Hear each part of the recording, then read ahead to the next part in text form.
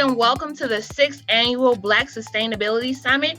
My name is Quanda Smith, and I will be moderating the session today on partnering for a sustainable solar community. Thank you again for joining us today as we work toward sovereignty by taking the first steps towards self-sufficiency. Today I'm so excited and esteemed to be a part of this presentation, but we have Queen Zakia Shabazz. So with all of that due, I just want to also go through and thank some of our sponsors for the program today, and also remind you guys, what we'll be doing here today. So the trust and to verify, all of our presenters are doing solid work. Their affiliation with our summit is due to our alignment of their goals and missions. The presentations provided for our summit does not constitute an endorsement of speaker views or products or services. Okay? So, like I said, we have today speaking to us about partnering for a sustainable solar community, the Queen, Zakia Shabazz. I'm so excited. Okay, so energy, democracy, and environmental justice must take into account the political, economic, social, and cultural parts of the community. It merges technological and energy transition. It strengthens democracy, public participation, and community ownership. And that's what our presentation is all about, as we are partnering for resilient communities. So we are going from this to this, from the sun to using solar panels. United Parents Against Lead and the Virginia Environmental Justice Collaborative are the two partnering organizations on this project. We have a 22,000 square foot building that was donated to United Parents Against Lead. And UPAL is an organization that I founded 25 years ago as a result of my son being poisoned by lead. And the Virginia Environmental Justice Collaborative is a 44-member organization of collaboration of 44 organizations that are advocating for environmental justice in EJ communities across the state of Virginia. And so this project is going to talk about how we're going to receive our power and our energy from the sun. To this, we get our energy from the sun. And the Resiliency Hub is in a community called The Heights. We're located in Petersburg, Virginia, which is a community that has been divested. It was a historically occupied African-American Black community that has been divested, and it was formerly a working class professional people that lived in the Heights. As a matter of fact, it was sometimes referred to as the Delectable Heights. And so through our project, we are looking to bring the Heights back to those standards of where it was recognized when it was inhabited by working professionals who some have moved out and left the homes, or the children, the grandchildren, whoever did not come back or maintain the properties. And so it has now fallen into squalor.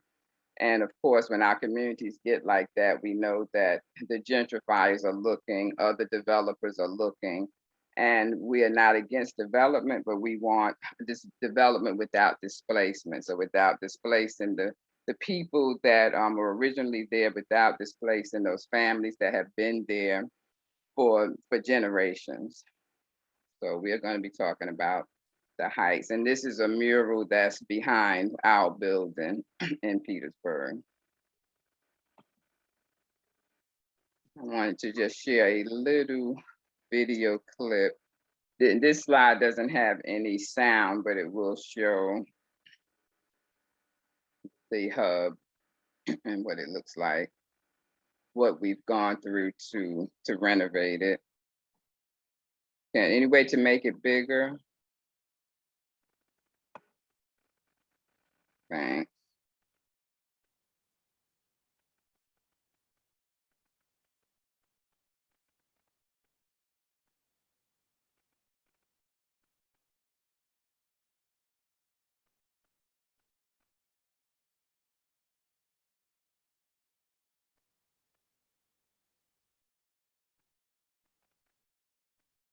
No sound.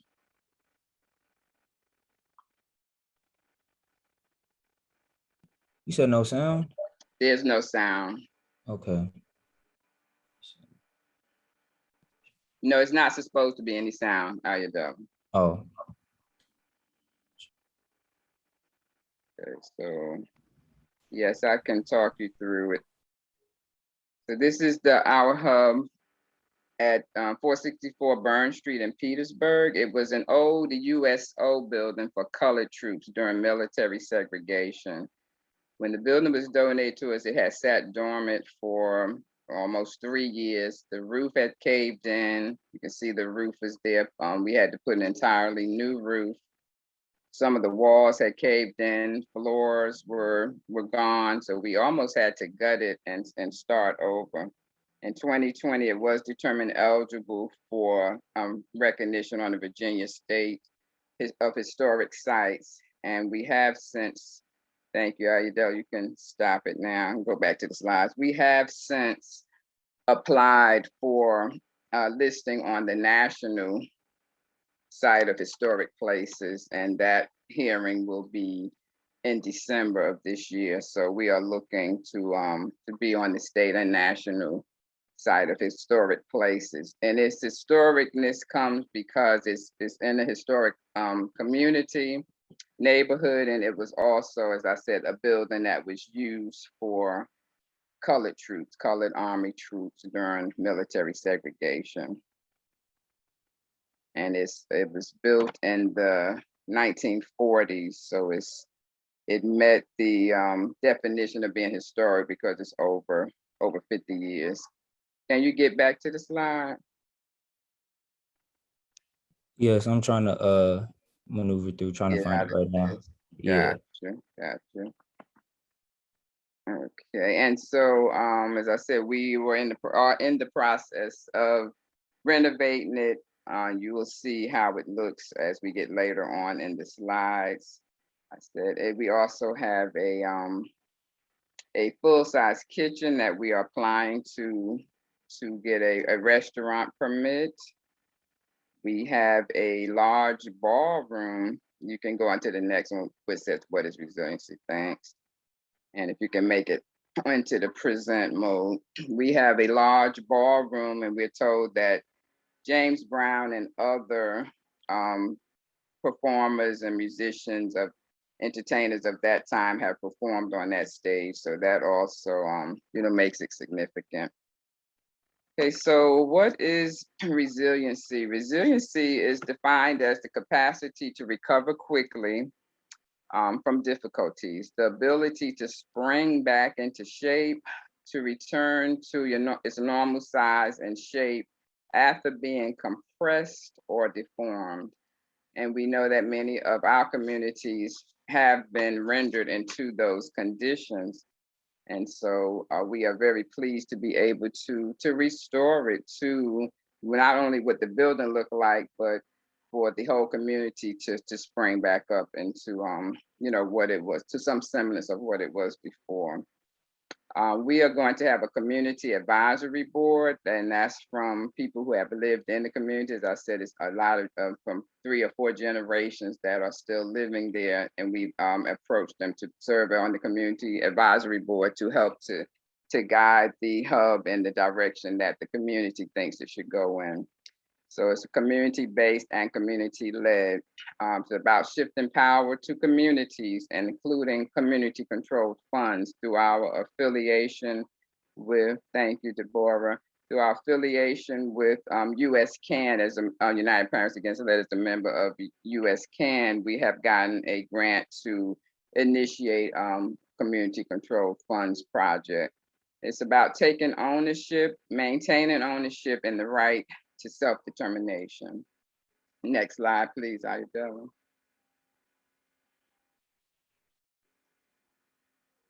What is a resiliency hub?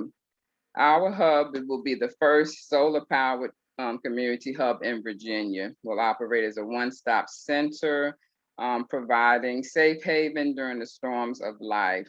We will serve as a heating center in the wintertime, a cooling center in the summer for people to be able to come in out of the elements.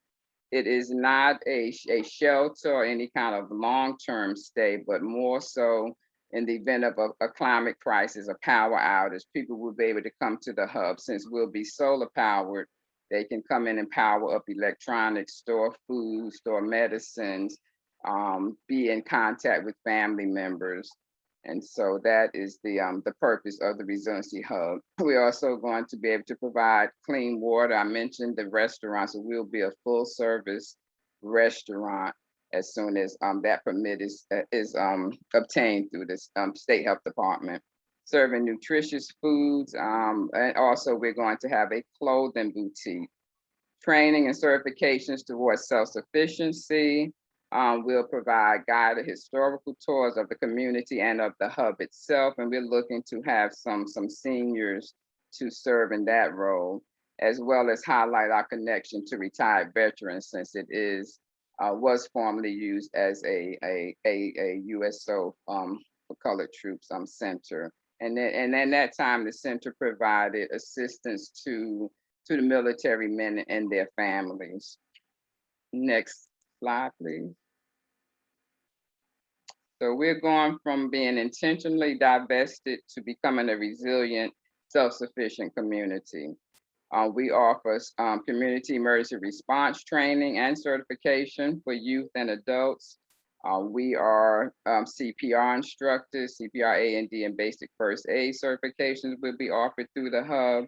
And we currently have a training center in Richmond, which is about 30 minutes from Petersburg, where we offer these types of trainings already. So we already have people that are certified to offer them. We're just going to also include the same trainings and certifications in Petersburg, Virginia. Lead inspector and remediation training and certification, mold inspector, the mold worker, and mold supervisor trainings are also going to be offered. And I will get to your question, Sister Wanda, about how the pandemic impacts this work. Thank you for that question. And also DMV driver improvement and escort vehicle training and certification. Yes, Sister Deborah, we can't play because they ain't playing with us, and if they can sit back and see our communities dissolve, some people will be very happy. And as I said, we already see the builders, the developers and the gentrifiers eyeing, the surrounding community. So we want to get this strong foothold. Okay, and I will come back to the other questions, sister. Thanks, Ayodele. And the possibilities are endless. So our future plans include green jobs training. And as Sister Kwanda mentioned, when we had our EJ Academy class in 2019, there was a sister there that did an excellent presentation on green jobs. And so borrowing some of what she presented, she was also from Atlanta. Solar PV panel assembly and installation. We've just gotten the funding for our solar panels to be installed. We were able to select a Black contracting firm, a local firm, to do the work. All of our contractors that have worked on the building have been Black and brown, and we are so pleased with that. Black and brown have done all the work and all the restorations that needs to be done. They were people that look like us. And during the solar panel installation, we are going to have some on-the-job training and hire people from the community to learn solar panel installation, so that this is not our last job, but that we can actually start offering that to the community. Source clean water distribution, we are looking into becoming distributors of that. During the pandemic, I'll tell you, since the sister put that in the chat, Petersburg was one of those communities that decided it was not going to honor the moratorium and keep people's water on. So they had cut off the water utility to several households. We found that one family had not had water for an entire year. So as we started getting these calls, and we set up a hotline for people to call, And as we got more and more people calling in, we finally saw the need to go to the Commissioner of Health for the state of Virginia. We wrote a letter to him and appealed to him, and he ordered the city of Petersburg to turn everybody's water back on, because this is during the pandemic when they're telling everybody to wash your hands, practice cleanliness, and but yet they did not have a heart enough not to shut people's water off. And so that's one way that it was affected. It's in terms of us rehabbing the building, bringing the building up to code and being ready to open the building, it slowed down a lot of things. We started the project of rehabbing of early 2020.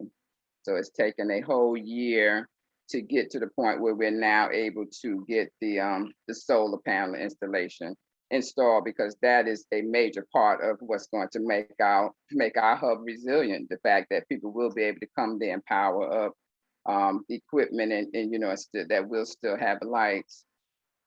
And so what else? So we'll be creating green spaces like labyrinths. We have gotten another source of funding to create a labyrinth in Virginia, in Richmond, Virginia. And that's to address the trauma and mental health, physical well-being. You know, we've all had a very, very rough year with the pandemic, with the killing, public killings of, you know, George Floyd and other Black men, women, children. And so this labyrinth is going to be installed, and we are also looking to get funds to create one in the city of Petersburg. So Labyrinth is just an open green space. It's funded by the Virginia Outdoors Foundation to make sure that Blacks have access to green space, or these communities have access to green space, and that you know, the Karens, the Beckys, or whatever those names are, not calling up and saying, you know, that we shouldn't be there. So we're gonna have, you know, our own space where we belong and where we have ownership over.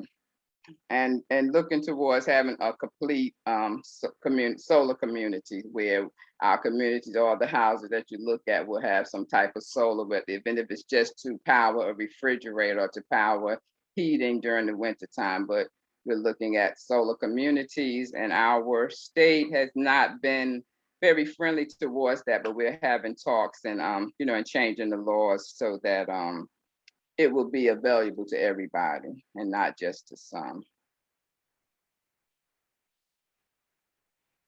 Yeah, even talking about cooking with solar ovens. This the She Incorporation.org developed this hot pot, and there's the website. I give you all a few moments if you wanted to write down that website. I don't know if how to put it in the chat. I don't think I could copy it from there.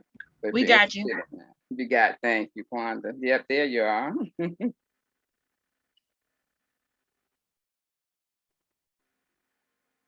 And I actually won one of these solar pots, solar ovens at an Energy Foundation presentation that I attended. Thank you, Ayodele. So there's that website. These have been donated to some of the countries in the motherland who have the you know, the real force of the sun. And I did test out the one that I had here in Virginia. Torpedo pots. No, I have not, but I surely would like to. So I'm gonna keep that information from the chat. Thanks. You can go on to that next one too. So we talked about source drinking water, renewable drinking water. So using solarized hydro panels, and this is an example of how that would look. This came to mind when we were going through that little mishap with people's water being shut off, like, you know, so that they can have an alternative and even to be able to produce their own clean drinking water. So this is one of the resources that we're looking into to be able to provide that. Next slide. And this is how the hub building looked when we got it. You see some of the windows were covered up with the paneling. And another note about these buildings, that there are only so many in the country, and they all were built on the same design. I know that there is one in Hattiesburg, Mississippi, that has been restored and is being used as a museum now. And so I'm doing the research. We had to get that information in order to be listed on the state and the national site.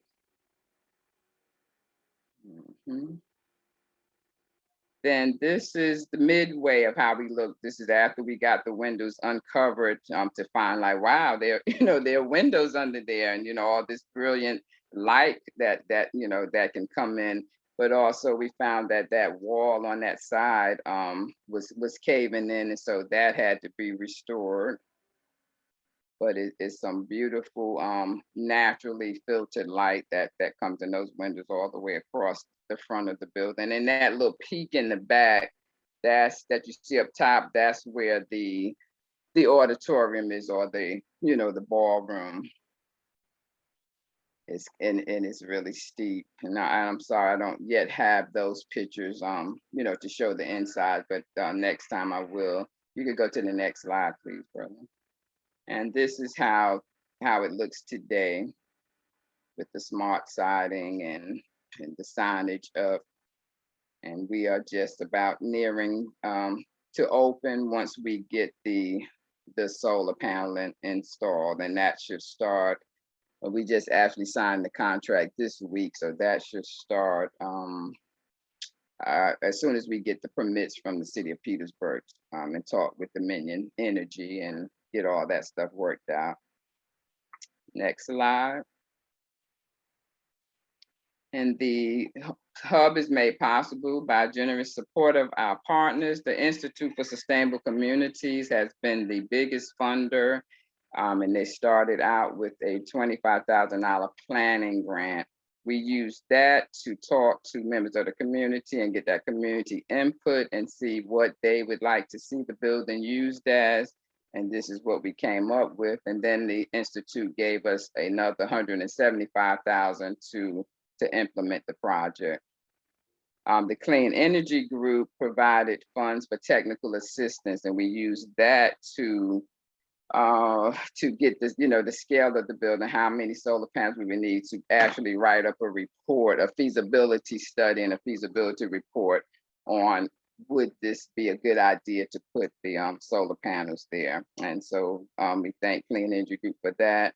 And then HANU Foundation is providing all of our solar panels. We actually were able through HANU to get a donation. All of our solar panels are being donated.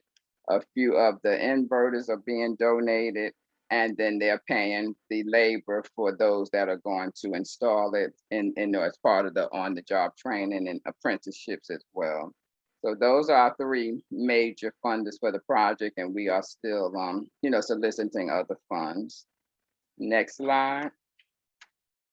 And the building is being reopened and preserved and preservation in honor of the brave men and women who fought and died for a country that did not fight for them. This is one of the seamstress sister put that onto the flag that's going to be hanging out front. USO for Colored Troops in Petersburg, Virginia. Next. And that brings us to the conclusion of the slide portion, and I will like to just engage with you all now, and on how we can replicate this in other communities, or any questions that I may be able to answer. Thank you, Ayadela.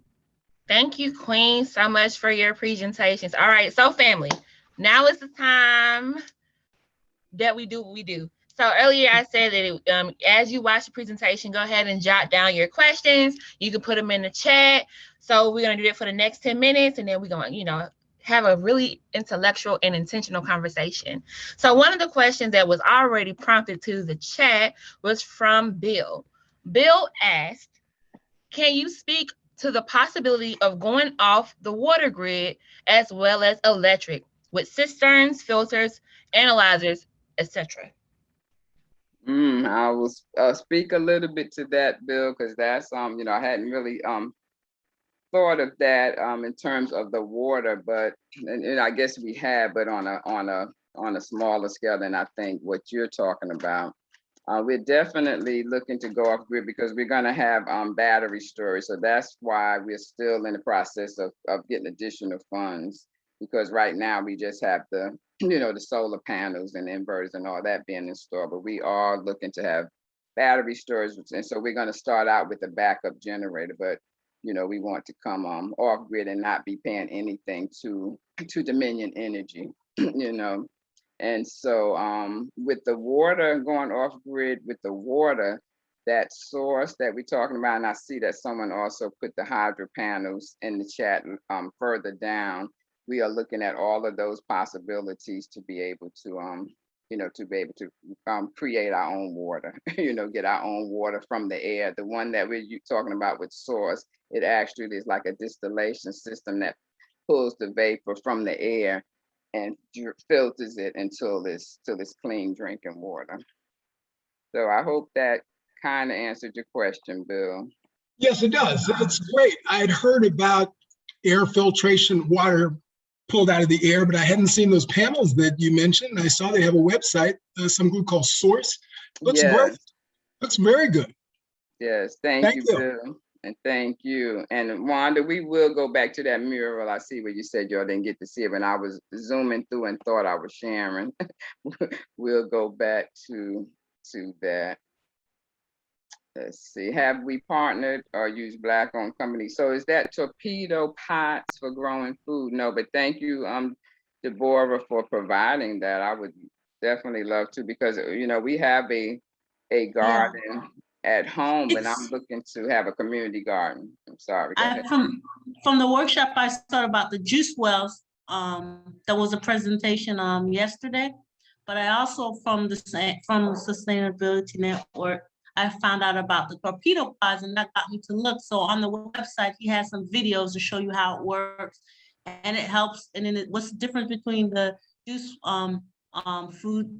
I forgot the name of that company exactly, but the difference between that one is between the two of them is because that one you could grow root vegetables like carrots and so forth with that, whereas the other one you can't grow those things because it's underneath the ground, and those towers, juice towers or fruit towers, I don't know what the exact name of it is, they can't grow root vegetables, and it's also Black owned. So I thought it'd be a great resource for you. Definitely. And so these are like raised gardens or above ground, or the actual pots for planting? The big pots, different sizes. And he has a technology that the owner made as a way that you could save a lot of water using it, like 95% of the water, because there's this, you could go to the website and you could watch the video that has information on it. Surely. Thank you, Sister Deborah. That's very interesting, and I surely will. All right, thank you. You have a special resources or team members first in grant writing, how we're able to get such great grants within a year. Wow, thank you for that question, Ashley. I've actually been tasked with writing the proposals and submitting the proposals. When I came on as coordinator for the Virginia Environmental Justice Collaborative, we at that time, the collaborative was just beginning, and we only had 18 member organizations. We are now 44. We had a grant writer through New Virginia Majority who left. She left in the middle of a grant. And so as we finished out the grant, I wrote the report, the final report, and then they wanted to refund us. And so I found myself writing it. And I've just continued on in that vein. But for my own organization, United Parents Against Lead, which I founded about 25 years ago, I have been writing grants all along for UPAL. And so it's just something that I've just continued to do to keep the organization alive. And just once we got one good project, and then we had other funders mention the great work that we were doing to funders, and so it just kind of kept growing that way. Thank you for that question.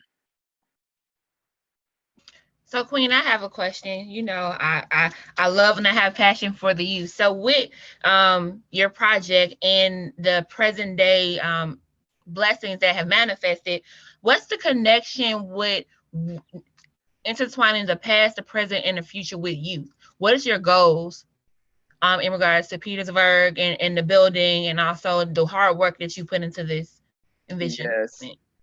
Gotcha. Yes, definitely. The youth will be involved. All age. You know, the cross section of ages. When we were first surveying the community, we found a lot of elder people, and so we were very glad to get their input on the history. I think that's been our greatest resource. They were able to provide that historical context of what it looked like. Give us that vision. But we know that doesn't rest there, doesn't rest with the middle-aged people. We want that voice of the youth. So as a member of Arm in Arm, which is a subdivision of US CAN, we talk about that, that intersection, that cross section, making sure that all ages are there, and not leaving out any group, because all the voices are equally important and they all need to be shared. I think that the youth have a lot to offer, things that I wouldn't know, for instance, just this technology, as you saw Ayodele, and I was zooming on through and you all know how to just make that stuff click, so we need that. We need for someone to be able to send, I think our comms managers on Savina Pool, who to be able to send out those messages in a flash, to send them out quickly and to get them out to more people, whereas I might have to, take or send one email at a time or whatever, so that we need the speediness, the energy that the youth brings. And so we're definitely having youth on that community advisory board that I talked about earlier. It is going to be varying ages on it, so that we have that thought input, from all of the different age groups. So thank you for that question. No problem. And also have another question. And also to family, those are or in this presentation, be sure to put your questions in the chat so that we can also ask them before our time runs out with Queen. My next question, Queen, in connection to the youth in the future, how will what's your envisionment of bringing together community, resiliency, sustainability, and also for the Black people in the now and the future? What's your project? Okay, what did you say for the what people? For The Black people, the African folk, right, the family. right. Well, my vision, and I'm convinced now that most of the people in the community, we want to maintain that community. We don't want to see it where it doesn't look like us anymore, where we don't have any recollection or memory of when our families walk those streets, and it doesn't have to be on that we're anti anybody, but we don't want anybody else coming in and taking that control that rightfully belongs to us. It's like our communities get left behind, and we don't have the money for this, we don't have any resources. But as soon as they're ready to gentrify, all of a sudden, millions of dollars come down from somewhere, and all of a sudden you see the houses going up and everything is spruced up, and there's trees and there's flowers, and it just looks like a whole nother neighborhood. So we're not against that, but we want that to happen while we're inhabiting it. We want that to happen while our families are there, so that we can enjoy and in the restoration of what we grew up around, and just seeing how it was unfairly taken away. And so that's all. We are being that voice to say that, we know that the strength here, we know the resources here is human resources, is these people that are here who have been here for generations. And we want to make sure that they enjoy the wealth of the community. Those houses that are there are very strong. They were built. Petersburg even has sadly just tore down a house that was linked to the Underground Railroad. And so that's one of the reasons we wanted, yes, in the newspaper, that's one of the reasons we wanted to restore this, because once our history is gone, they don't care about it, then it's gone forever. So we want to preserve that, to let people know this is for, those men and women that fought those wars, so that we can, can be here today. And they need to be remembered, they need to be recognized. And so yeah, we're trying to make sure that we preserve those. We can't leave it up to somebody else to say, oh, this is an important piece of history, because like I said, once it's gone forever. Ashe. I see Johnny has their hand raised. Johnny, you can go ahead and unmute your mic and ask your question. Yeah, first I want to say thank you, Queen, for all your hard work. I'm Johnny out of Philadelphia, and my question was a two-part series of I really resonated with the solar, being with training, with the I was looking at that for job-wise for the youth, instead of getting them off the street. That'd be awesome. But I was thinking in regards of that part of training, setting that up. And also I was curious about what was the restrictions that you got from, you were saying a little bit about certain areas can't get certain things, and I know stuff restrictions. Could you go in a little bit more about that? Yes, I'm talking about the the entire state of Virginia being against community solar. We were thinking of having some big, and it's probably the state, but it's also Dominion Energy, because they pay a lot of the politicians off, to vote their way and to try to preserve the status quo of them, overbuilding people, overbuilding the ratepayers and charging us exorbitant amounts just to turn on them, some lights.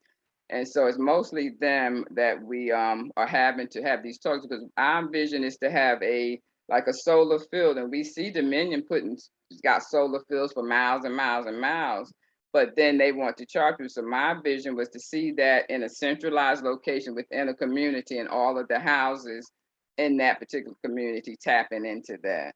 So that's what I mean. We're trying to get them there to see when we talk about community solar. But I think, it's probably not to their benefit, because then, we'll be able to at some point have so much energy that we're able to sell it back to the company. And so I'm sure they don't really want to see that, because then you're taking money away from them. But it certainly empowers the community if we can get to that. So that will be our next step in, creating that model. Gotcha. Okay. And then the training?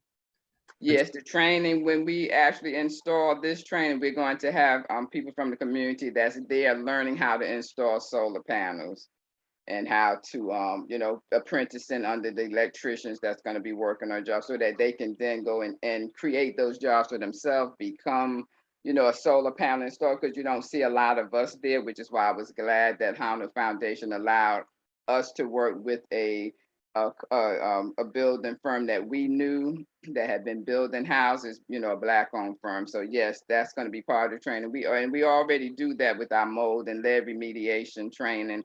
We teach people how to go in and inspect for lead, how to inspect for mold, and then how to remediate those. All right, thank you. Thank you, Brother Johnny. And Vision, I think, has a hand up. Okay, go. I was gonna cue also the person you said who has a hand up with Vision. After Vision, I see there's a comment in the chat from Bookman Sankofa. So Vision, go ahead. Since you have your hand raised, please ask your question. Okay, yeah, my name is Lance. I just have Vision up there as my screen name. But Lance, I wanted to know if I could see your contact information page one more time, because yes. I do a lot of that. I build edible landscapes and so forth. Where are you located, Lance? I live in Georgia. Okay, edible landscapes. I would love to have some of that. So I mean, I could come up there and look at it and scope it out and see what it is what it is you want to grow. Let me know. Okay, certainly.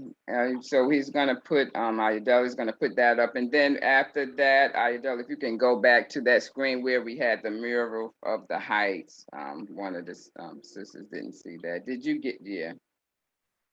And so I see the question too, and I hope I answered that a little bit in answering Brother Johnny's question about the trades. So far, those are the ones we are doing. We train people in first aid, CPR, and AED to be able to save a life.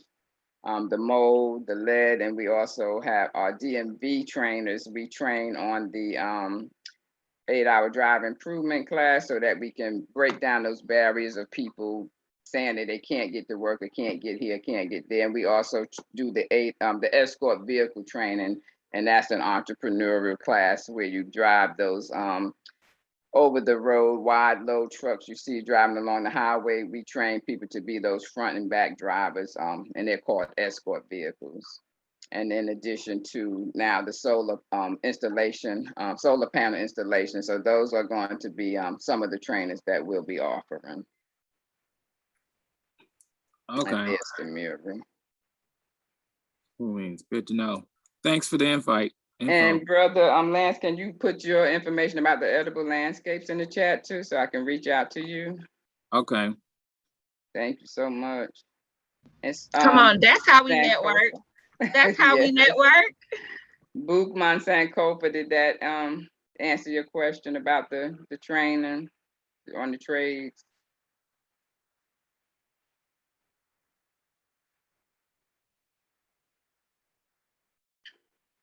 Okay. Yes, ma'am. Thank you so much. I'm working. That's why I really couldn't. Got you. Sorry. So much for the answer. Yes, very beautiful. Thank you, brother. Thank you. Keep on. I just wanted to show my face, at least show my face once. So, yeah, we family. That's right. Exactly. Good to see you. Thank you, brother, for coming on and sharing with us. Any other comments or questions? Are you all planning to do any kind of similar thing? We would definitely like to share pitfalls and try to prevent you all from going through some of the things that weren't so good. I know, granted, we were working during the pandemic and that slowed things down, but just overall, I did give you the resources, the funders, you can reach out to if you're interested in doing. I believe Institute for Sustainable Communities is about to start up another round of funding. So if you're interested in doing a similar type project, don't hesitate to reach out. The Clean Energy Group always are giving out funds for technical assistance. So even if you're just trying to think about and get some startup, reach out to them too. Thank you, Brother Lance.